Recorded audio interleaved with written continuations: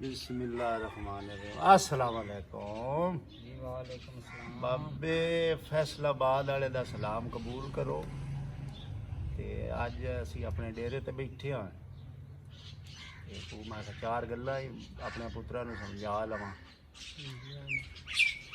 मेरा पुत्तर किसी बंदे नाल लड़ना नहीं, जी ना ज्यादती करनी है। जी जेड़ा कोई आउंदा है उन्होंने हुक्का देना। जी आ पंजाबी कल्चर जी जी प्यार नाल बोलना, जी समझ गया ना मेरे बच्चा। जी ते प्यार मुहब्बत नाल रहना है।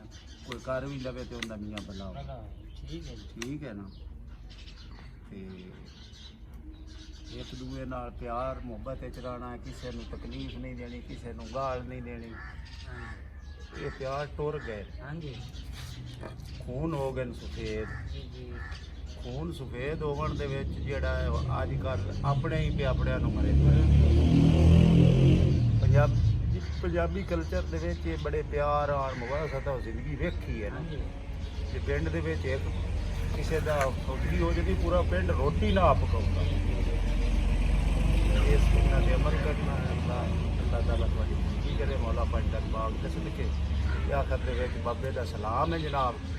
ते अल्लाह पाक सारिਆਂ ਨੂੰ खुश रखे। पाकिस्तान जिंदाबाद।